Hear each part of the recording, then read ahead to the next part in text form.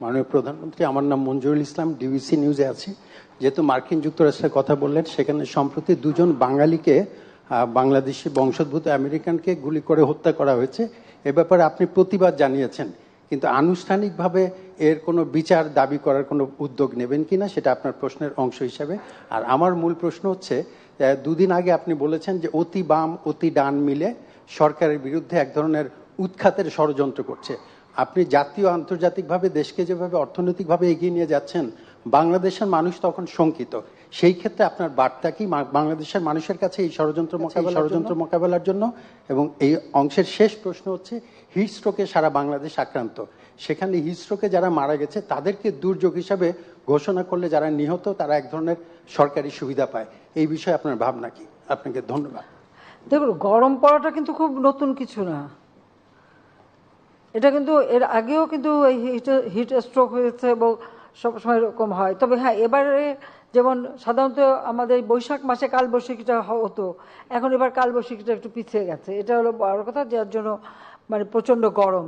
এবং সেই ক্ষেত্রে এর মধ্যে আপনারা নিশ্চয়ই দেখেছেন যে আমাদের দলের পক্ষ থেকে, আমাদের সহযোগী সংগঠন থেকে শুরু করে সকলেই আমাদের পানি বিতরণ করা বা মানুষকে নানা রকম সহযোগিতা দেওয়া, আমরা কিন্তু সেটা দিয়ে যাচ্ছি।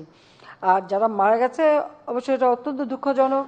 তবে আমরা সবাইকে সাবধান করে দিচ্ছি যে চলাফেরা সব কিছু সময় যেন একটু সাবধানতা অবলম্বন করে থাকে, বেশি মানে ক্ষণ রোদে না রাখা বা একটু ছায়া জায়গায় থাকা, আর বিশেষ করে প্রচুর পানি খাওয়া।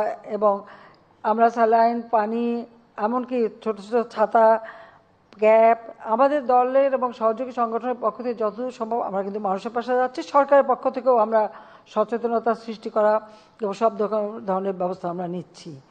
কাজে এটা এখন প্রকৃতির সাথে তো কিছু বলার নেই। পাশাপাশি আবার যেহেতু এই গরমের জন্য হিমালয়ে বরফ গলছে, পানিও আসছে, যেসব নদীতে পানি থাকতো, আমাদের তিস্তার পানি কিন্তু প্রায় দ্বিগুণ পানি আছে এখন। কিন্তু সাথে সাথে আবার সম্ভাবনা দেখা দিয়েছে আমাদের সিলেট বা ওই অঞ্চলে বন্যার। তো সে হয়তো বন্যাও আসবে। তো যে কোনো প্রাকৃতিক দুর্যোগ আসলে সেটা মোকাবেলা করার মতো সক্ষমতা কিন্তু বাংলাদেশের আছে। অন্তত আমরা আওয়ামী লীগ সরকার আসার পর থেকে এটা আমরা ব্যবস্থা নিই এবং সেটা অবস্থা বুঝি আমরা যখন যেটা করার আমরা সেভাবেই প্রস্তুতি নিচ্ছি। আর কি প্রশ্ন ছিল?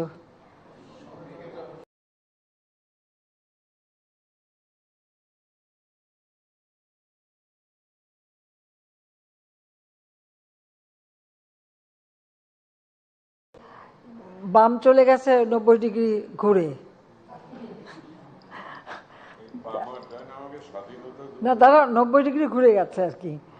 তো আমার একটা প্রশ্ন আমি এটা করতে চাই যে আমাদের বিশেষ করে যারা অতি বাম আমরা সবসময় মনে করি তারা খুব প্রোগ্রেসিভ দল, তারা খুবই মানে গণমুখী দল ইত্যাদি ইত্যাদি।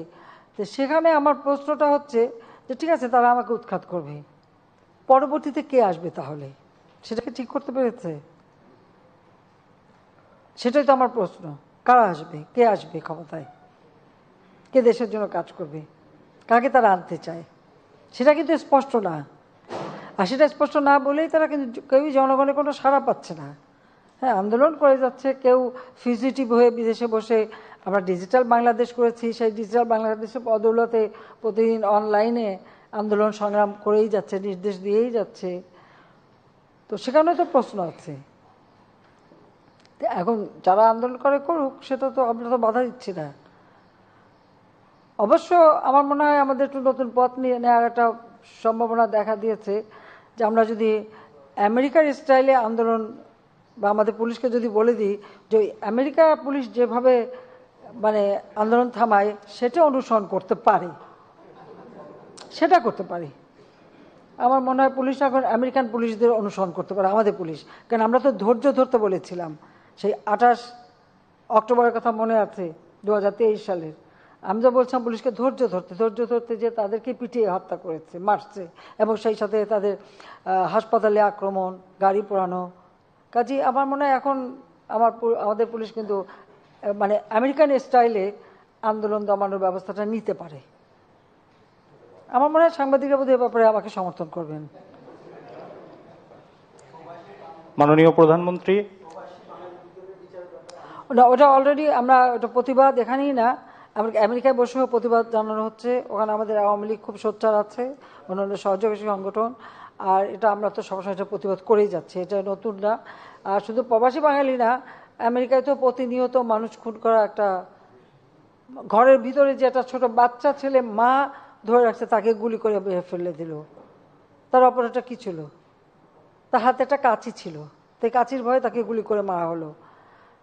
সেটাও সে হয়তো খেলাধুলা বা অন্য কোনো কাজে ব্যবহার করছিল।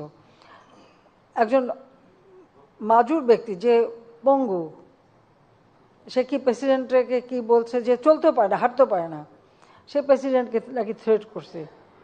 ওই অবস্থায় তাকে গুলি করে হত্যা করলো। আর স্কুল, তারপরে বিভিন্ন শপিং মলে, কোনো রেস্টুরেন্টে, এ তো অনবরত গুলি হচ্ছে আর মানুষ মারা যাচ্ছে। এমন কোনো দিন নাই বোধহয় আমেরিকায় ঢুকে যে গুলি করে মানুষ না মারছে। তো তাদের সেদিকে নজর দেওয়া উচিত, যে তাদের দেশে এই যে প্রতিনিয়ত মানবাধিকার লঙ্ঘন হচ্ছে আর গুলি করে একেবারে মানে যারা সাধারণ নিরীহ মানুষগুলিকে হত্যা করা হচ্ছে, এটা তো তাদের দেখা উচিত, নিজের ঘরের দিকে আগে সামলানো উচিত। তো প্রতিনিয়ত মানবাধিকার লঙ্ঘন করা। আর আমাদের বাংলাদেশে এর আগেও আমাদের বাংলাদেশে কয়েকজনকে হত্যা করা হয়েছে, আমরা তার প্রতিবাদ করছি এবং সেটা তারা বিচার করে আমাকে জানিয়ে হচ্ছে। তা সেটা আমাদের যেটুকু করার আমরা করে যাচ্ছি। মাননীয় প্রধানমন্ত্রী, আমি রুহুল আমিন তুহিন, RTVতে কাজ করি। মাননীয় প্রধানমন্ত্রী, থাইল্যান্ডে একটি সফল সফর শেষ করে আপনাকে ধন্যবাদ।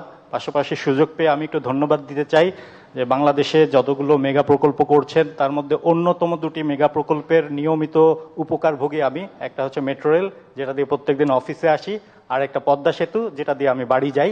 এজন্য আপনাকে ধন্যবাদ। মাননীয় প্রধানমন্ত্রী, আপনি থাইল্যান্ডে যে বিষয়গুলো নিয়ে আলোচনা করেছেন তার মধ্যে অন্যতম একটি বিষয় ছিল কৃষি। আমার দাদা একজন প্রসিদ্ধ কৃষক ছিলেন, বলা হতো আমাদের বাড়িতে 12 মাসে 13 ফসল হতো। তো এই জন্য কৃষির প্রতি আমার একটা দুর্বলতা আছে। মাননীয় প্রধানমন্ত্রী, আপনি গত সংবাদ সম্মেলনে বলেছেন, বিভিন্ন সময় বলে থাকেন যে সমবায় ভিত্তিক কৃষির উপরে গুরুত্ব আরোপ করেন। বঙ্গবন্ধুরও স্বপ্ন ছিল সমবায় ভিত্তিক কৃষি। মাননীয় প্রধানমন্ত্রী, তো সেক্ষেত্রে আমি বিভিন্ন সময় অনেকের সাথে আলোচনা করে দেখেছি যে একটা আস্থার সংকট কাজ করে কৃষকদের মধ্যে, একটা ভয় কাজ করে যে আমার জমি থাকবে কিনা, আমার ফসল আমি ঠিকমতো পাবো কিনা। তো এই সমবায় ভিত্তিক কৃষি বাস্তবায়ন করার জন্য এই যে আস্থার জায়গাটা, এটা অর্জন করার জন্য আপনার সরকারের কোনো পরিকল্পনা আছে কিনা, এই বিষয়টা জানতে চাই মাননীয় প্রধানমন্ত্রী। এখানে আমি একটা স্পষ্ট বলতে চাই, আমাদের দেশে যেটা হয় যে পরিবার যখন বড় হয়ে যায়, জমি ভাগ হয়ে যায়, জমিতে আল বসানো হয়, এরপরে ওটা চাষ করতে গেলে আমরা যদি এখন যান্ত্রিকীকরণ করতে চাই, তো সেটা করতে গেলে পরে তো আমাকে তো একটানা বড় জমি লাগবে, আমি তো ছোট ছোট খণ্ড খণ্ড জমিতে করতে পারবো না। সেখানে যে কারণে জাতির পিতা বঙ্গবন্ধু শেখ মুজিব বলতেন যে আমাদের যতগুলি আইল আছে সেই আইলগুলি যদি জোড়া দেওয়া হয় তো ফরিদপুরের মতো মানে একটা জেলার সমান অতখানি চাষোপযোগী জমি আমাদের বের হয়ে আসবে। সেই জন্যই তিনি এই ব্যবস্থাটা নিয়েছিলেন এবং আপনারা যদি স্মরণ করতে পারেন, তিনি কিন্তু এই কৃষির যান্ত্রিকীকরণের কথা, এটা কিন্তু জাতির পিতা বঙ্গবন্ধুই বলতেন, যে ট্র্যাক্টর ব্যবহার, তারপরে রিপেয়ার ব্যবহার, বিভিন্ন যন্ত্রের মাধ্যমে ব্যবহার করা, চাষ করার জন্য জমি করা। আর মালিকানাটা কিন্তু মালিকানা যার মালিকানা তার থাকবে, মালিকানা তো কেউ নেবে না। আর এখন তো আমরা ডিজিটালাইজড করে ফেলেছি, সমস্ত রেকর্ড যার যাটা তার হাতেই থাকবে, কাজে কৃষকের জমি তো কখনো নেওয়া হবে না। আর এখন তো হচ্ছে এভাবে চাষ, সমলয় চাষটা হচ্ছে, সমলয়টা কিন্তু এই একই ধরনের, ওই অনেকটা মানে আমি বলবো যে আমাদের সমবায় ভিত্তিক সেটাকেই, যে একই সাথে চাষ করে যার যার জমির অংশে সে তার ভাগটা নিয়ে নিচ্ছে। যেখানে তো মানে আস্থা হারাবার কোনো বিষয় নয়, বরং আমি বলবো যদি আমরা এভাবে চাষ করতে পারি আমাদের ফসল উৎপাদন দ্বিগুণ তিনগুণ হবে। আমি এই ব্যাপারে একটা নিজে, আপনারা জানেন যে আমার একটা প্রকল্প একটি বাড়ি একটি খামার, যেটা এখন নাম দিয়েছে আমার বাড়ি আমার খাবার। তো আমি আমার টুঙ্গিপাড়ায় দাঁড়িয়ারকুল, ওখানে একটা আমার বাড়ি আমার খামারের একটা সমবায় আমি সমিতি করে রেখেছি, আমি সেখানে উপদেষ্টা এবং আমাদের জমি থেকে 9 বিঘা জমিও সেখানে দেওয়া আছে।